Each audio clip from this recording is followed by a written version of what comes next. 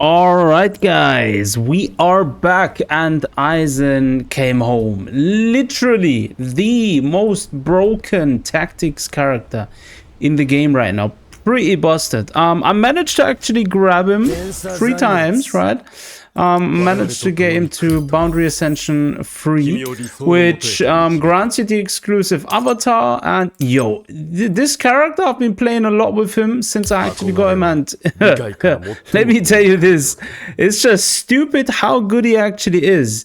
Now he buffs a spirit team so good, it just makes Toshiro even better. Like, it's just crazy how much better it makes the Spirit team now overall in comparison to the Slash team or any other team.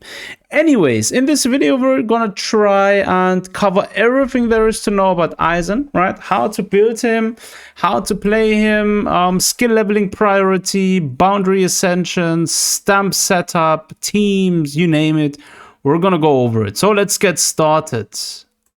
Now his weapon, of course, I think it's pretty clear that his exclusive weapon is going to be the best, because this will buff the crit rate by 25% and it also increases the damage of counterattacks triggered by the passive battle of spiritual pressure by 12.5%. It also increases the cap of enhanced pressure strikes. We're going to check all of this when we come to the skills, to 6 instead of, I think it was 3. So this is also great. And on top of that, if the battlefield skill Hado 90 consumes all 6 stacks at once, an extra counter attack from switching teammates will be triggered. Each stack of Ravage reduces the enemy's spirit resistance by an extra 1%. Bro, this exclusive weapon is just beyond bonkers. How they literally, they made Aizen actually just way too good. Releasing any battlefield skill grants free pressure stacks while not under the spiritual domination. If fewer than 3 pressure stacks are possessed, obtaining them immediately activates the so-called spiritual domination. If exactly 3 pressure stacks are possessed, entering spiritual domination grants another 3 pressure stacks. So a lot of very dedicated terms. We're going to cover them in a moment, but this is going to be the best. If you do not have his dedicated weapon, the chanting spirit, this one here, is going to be the best option, because after dealing spirit damage, base attack increases by 18.75% for 12 seconds. If you do not have the chanting spirit, then where is the not sundering slash, where is it? Did I have it equipped to another? Oh, I have 2 chanting spirits. I didn't even know that, bro. Let's quickly ascend this one. I wasn't even aware of this. Pulled so much cards during the pull session that I actually completely lost track of this. I have a lot of them as well. Let me quickly get rid of some. Okay, this is tidied up. So if you don't have the chanting spirit, this one here, the stance is going to be the best option for Aizen. He is pretty much a sub DPS. I'm not even gonna lie, you can actually play him as main DPS, literally. So crazy the way he plays. We're going to check this out in a moment. So this is going to be the best free-to-play options if you do not have the chanting spirit. Now his skill leveling priorities. I think it's no secret. Obviously his passives are first. Now he has a few things going on. There is a lot to cover here. Battle of Spiritual Pressure is essentially when Aizen accumulates pressure stacks, right? He basically, through various attacks, upon reaching 3 pressure stacks, when he releases any battlefield skill or landing the last strike of the basic attack, will activate something called Spiritual Pressure Intimidation for 10 seconds. The Spiritual Pressure Intimidation basically will activate spiritual pressure. During this time, interruption resistance is increased and perfect dodge is auto-triggered. Perfect dodge is auto-triggered. Like, you can't get hit. That's how crazy it is. He has damage reduction. He has perfect dodge. Bro, don't make me stop. On most imminent attacks, all pressure stacks gained are converted into enhanced pressure stacks, right? So take note of all of this.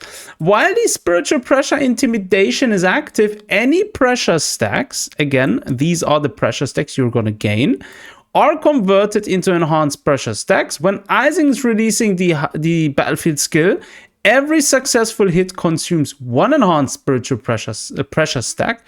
If 3 points are consumed at once, then for the next 8 seconds, switching to another teammate, this is important, will auto-trigger that teammate's counterattack. If you're running Toshiro, you always want to go into Toshiro. Very important. With its damage and spiritual pressure reduction rate reduced by 50%. Additionally, for every one enhanced pressure stack consumed, the team gains 1 stack of illusion shield for 8 seconds, up to 3 stacks. Now, illusion shield is essentially significantly increases the interruption resistance. Taking any damage consumes 1 stack to negate it and grant invincibility for 1 second. So you have dodge, shield, invincibility. Bro, crazy. Obviously, these passives here enhance all of the passive ability. We're not going to cover them. So leveling up these is the first priority. After that, focus the battlefield skill. This is going to be the next sort of thing you definitely want to focus on. There is a lot of stuff here to cover. Right, I don't really want to read all of this, but let's quickly try and go over all of this. Now, the battlefield skill is called Supremacy.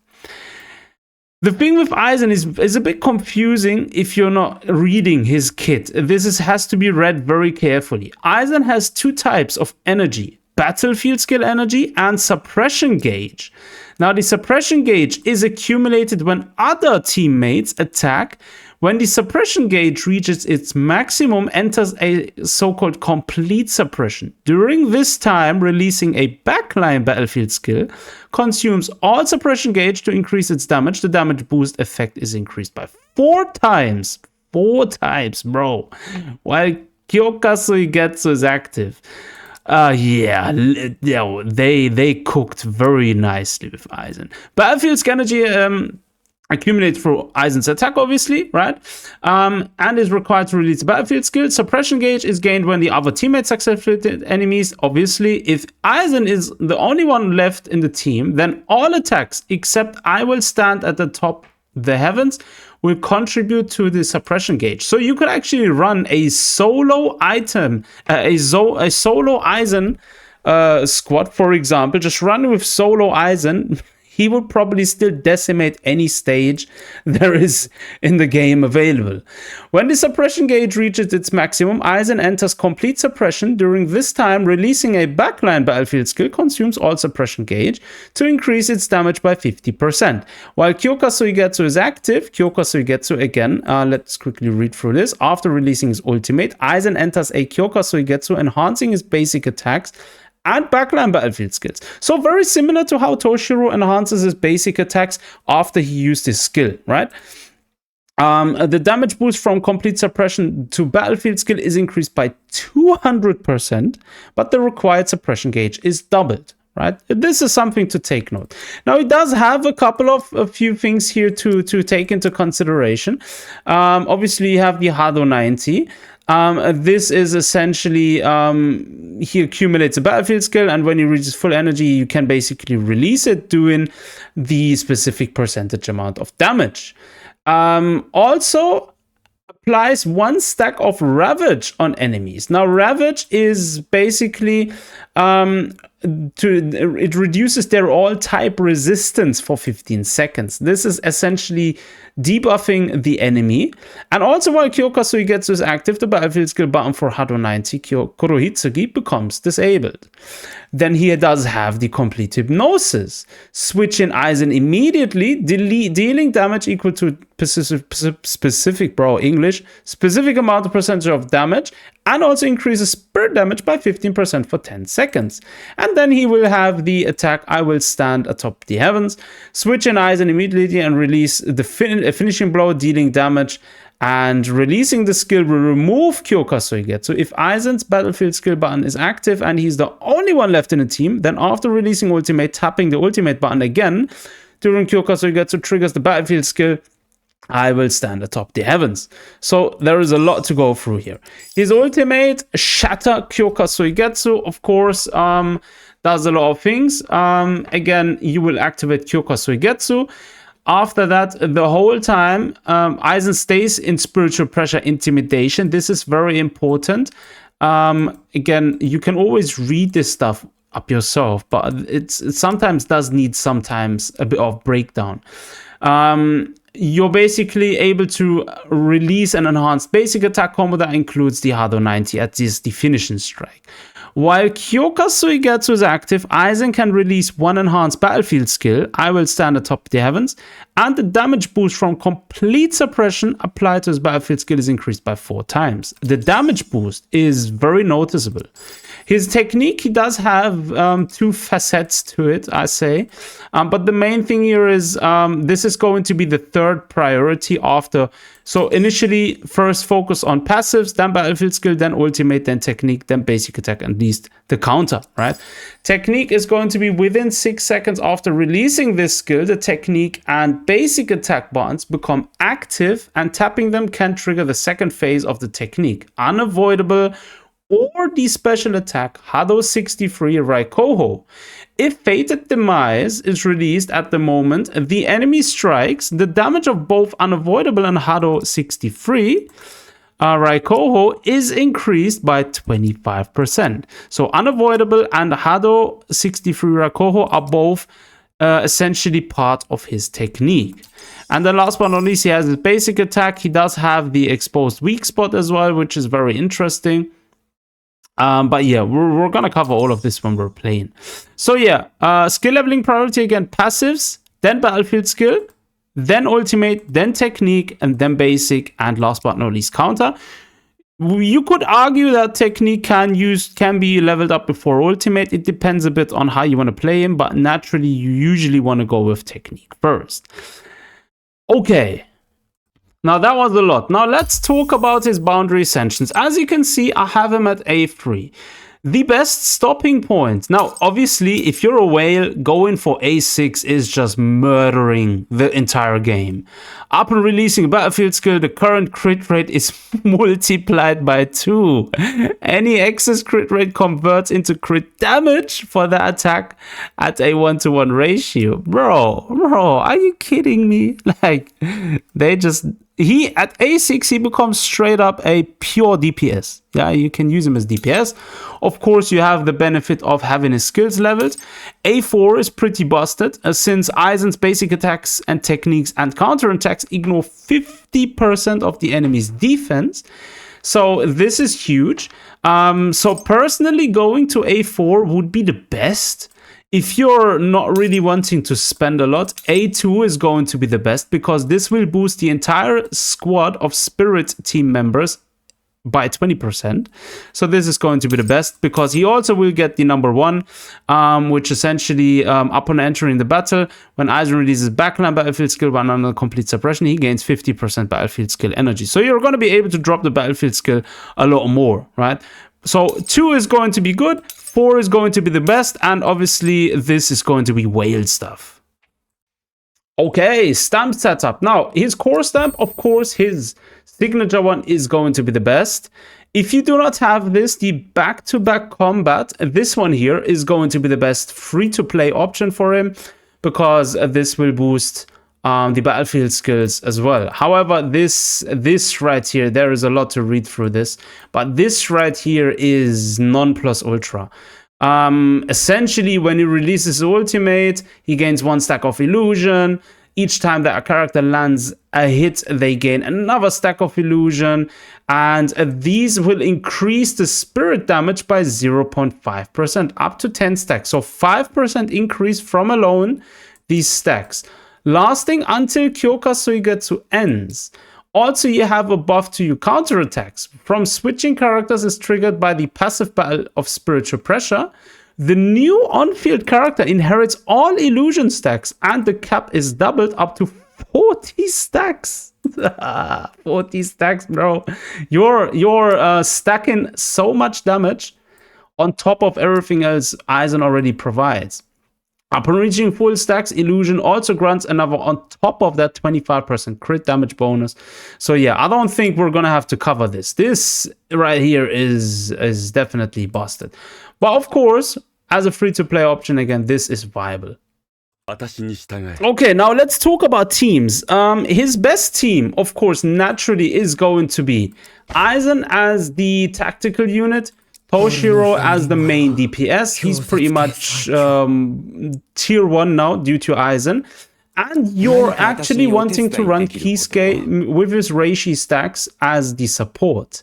Now, this is the premium team option. If you do not have this option, then let's say, for example, you have Toshiro, right? If you have Toshiro, run Aizen as your tactics unit, Toshiro as your main DPS, and Momo as your support. Everyone will have Momo since she was a free-to-play character from the last event. If you do not have Momo, then run Orihime. Orihime is going to be your best option.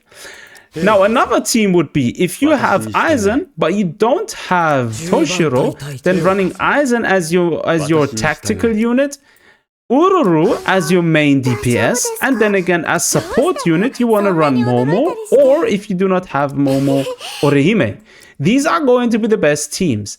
That being said, I know Aizen is a pure spiritual buffer, however, with higher dupes. Now, let's quickly check this up again. If you have him at A6, you can almost use him in any team, because the crit rates, the crit rate doubling is so broken. Like, you can run this with a slash team even. Now, if you take into consideration that he also has the defense penetration sort of with his A4, for example, then this is also going to be very nice. So essentially speaking, you could technically get away with running Aizen as a non-spiritual character or in a non-spirit squad. For example, running Bankai Ichigo as your main DPS, running Aizen as the tactic unit, and running, for example, Kisuke as your support. Now, this is a very hybrid sort of team. It can work, however, this will require that you actually have at least Boundary Ascension 4, or let's say you need to have him at 6 to make the most use of this, because the doubling of the crit rate is, of course, for Ichigo, right? It's going to be broken because Ichigo does huge damage on his own. Now let's try and check a bit out the gameplay here. We're gonna try and explain. I'm gonna try and explain the skill rotations as good as possible. We're running here the Trial Tower. This is stage 9, so I haven't really focused on Trial Tower, but I feel like this squad should actually be able to auto all the way to level 14, 15 without having to manually play. If you're manually playing and are optimizing it, you're probably going to be able to run all the way to 17 maybe. We'll see how this goes. Let's actually just jump into this one. Okay, let's get started. Now, there is one thing to note. The AI, if you're playing this on auto, the AI will play differently if you have fewer copies of Aizen. The more copies you have of Aizen, the AI will prioritize his on-field time as well, which is very interesting how it plays, because I pre-tested this with lesser versions, and it's actually pretty busted. Now, the way you want to play this usually is, you want to start off with Aizen, right? Immediately when the battle begins, come in with Aizen, especially if you have him at A2 or at A1. You're essentially going to be able to start immediately with the battlefield skill, right? This is going to be huge, but you're wanting to essentially start with Aizen, build up your spiritual pressure, and then move over. When you see the chance to actually switch out to another character after you use your technique, switch out to Toshiro. Make sure to actually make use of the guaranteed auto countering, which is going to be procced by the current on-field character. Now, as you can see, I can again do the switch out to Kisuke, but I'm avoiding it, or rather to say the AI is avoiding it. Because Kisuke doesn't really do any significant amount of damage here. So wasting the seconds of actually going into Kisuke doesn't really make sense. So you always want to prioritize your main DPS, which is going to be Toshiro. And whenever the battlefield skill is ready, of course you want to use it, right? So as you can see here, you will basically use it, and Aizen will come from the so-called backline to attack on the active field. And then after that, you're going to be able to switch out again. We had the guaranteed auto counter again with Toshiro, so Toshiro was able to attack. And now we're able to deal damage with Toshiro as the main on-field DPS. And this is going to be the release of Kyoka Suigetsu. Now all of Aizen's attacks become enhanced attacks, and the final hit is of course going to be the Hado 90. We're going to utilize the buff mechanics of Kisuke and then the ultimate of Toshiro, and we actually finished this in 53 seconds. So let's go on to the next one. Let's go. So let's see how quickly we can finish this one. I like the way they must have done something to the AI, because the way the AI is playing with Aizen, I feel like it's just so good. You couldn't barely play better with him manually. Of course, manually you will prioritize the timing a bit more, right? So the good thing is when you play manually, you're obviously going to get the switches to trigger the perfect auto counter more often, which basically then means you can either keep your on-field DPS on the field, i.e. Toshiro, or switch out back to Kisuke to drop his technique, basically enhancing your overall attacks with his Reishi stacks, or go back into Aizen and drop his technique for releasing Kyoka Suigetsu or building up spiritual pressure. Now, as you can see on the left here, oh, did we finish already? No, I was just gonna say, when we get back to Aizen, as you can see, the Reishi, the pressure stacks are essentially buffed up from 3 to 6.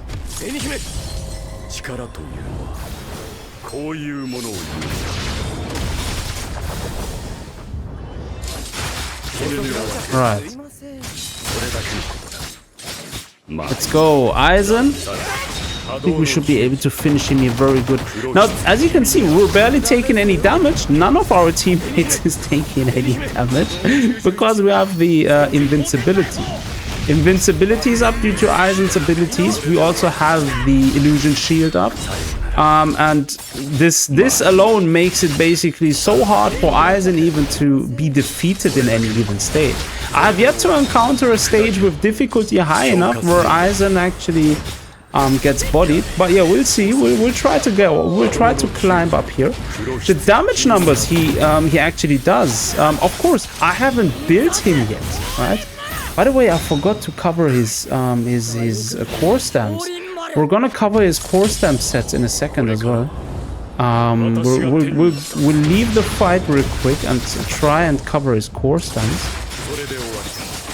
After that, essentially the core stamp, or let me just go through it like this: the core stamp you want to use for Aizen are going to be the newest set which was available. Quickly forgot the name of the set, but we're gonna cover it in a moment. Let's actually go out of this real quick and quickly take a look at the core set.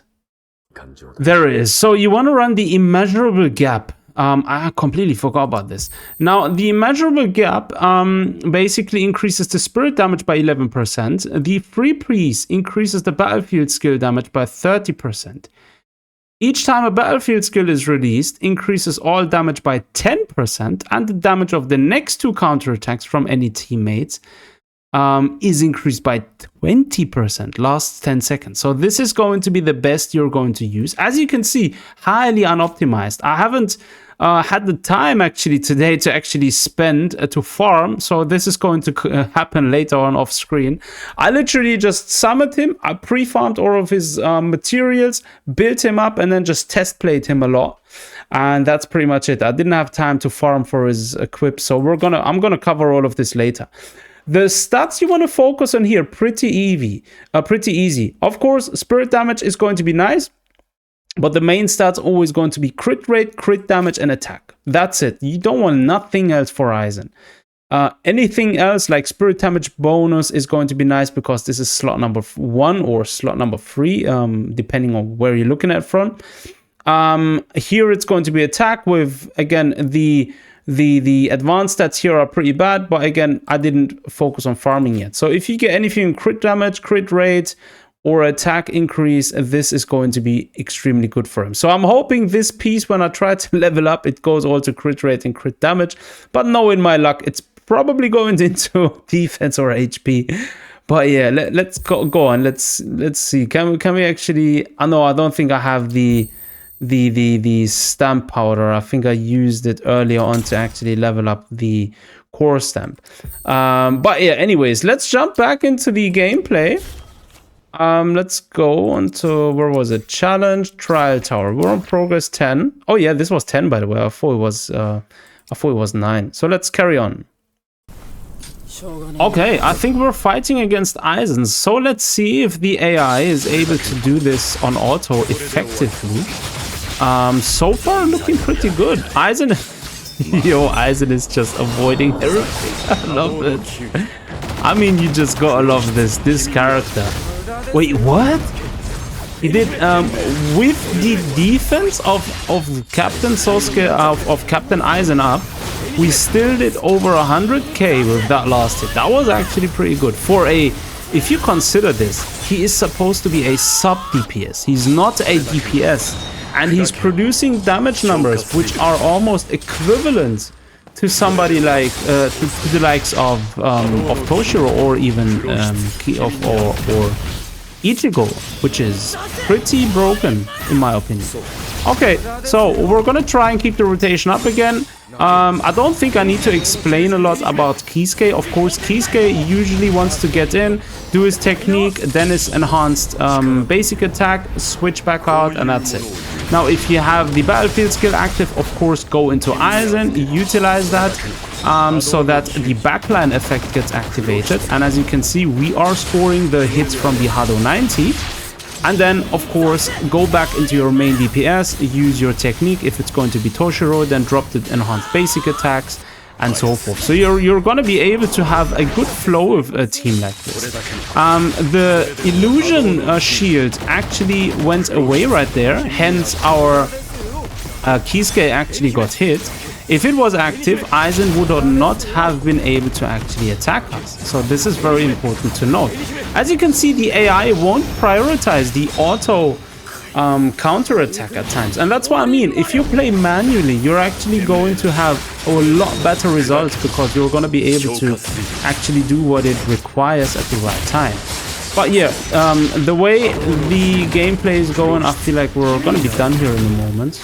I want to know the final time. Can we actually see the damage numbers of the entire squad afterwards? I think there was an option where you could actually see the which character did how much damage. I feel like Aizen is doing the most here, but we'll see. Again, attacking. We do have the ultimate attack ready of Kisuke, so I would like the AI to actually use it, but it's not going to use it, unfortunately. Let's go into Kisuke's attack here, making use of the ultimate, and then into the technique, then Toshiro back in, and then, oh, okay. Did we? I think we finished it. Yep, we did it. Easy. It took us 1 minute and 13 seconds. Can we actually see this? The damage. Oh my goodness. Oh my goodness. Aizen literally carries the entire team. That's it. Period. Aizen just carries the entire team. 4 million damage. And he's not even a DPS. I mean, are you serious? He is not a DPS and he is carrying the entire team. I think that should say enough on how broken Aizen is. Of course, he is, in my case, at A3. At A0, he's going to be slightly less effective, but he's definitely still going to be as broken as it could be for any tactics character. Skill details. Can we actually see the damage numbers here? The technique, 765k. Compare this to the highest number Toshiro was able to produce there. It's going to be 445k, which is, yeah, unfortunate. Even the ultimate from Toshiro, okay, I must admit, I am lacking the core stamp for Toshiro. If I had the core stamp, the numbers he would go up, so he probably would be doing around 600k, but he'd still not be close enough to Aizen with his almost 800k. And this again is all played on auto. So yeah, I'm gonna conclude it right there. I think we've said enough. Aizen, yeah, definitely one of those characters. If you don't have him, you want to get him. Yeah, I'm just buffed. Aizen is just, yeah, the best character right now in the entire game. I'm just gonna say out there. If you have him at higher boundary ascensions, you can play him even off spirit squads and he's going to perform well. If you have him at lower ascensions, he's going to perform extremely well in any spirit squad. I reckon even Aizen, the way he is now with Ururu, would probably boost Ururu so much so that Ururu would even be good. Like, he makes other characters good in the purest sense of the meaning. But yeah. I'm going to leave it at that. Let me know down below in the comment sections what you think about Aizen and how did your pulls go. And as always, thanks for tuning in. Take care of yourselves. Until next time.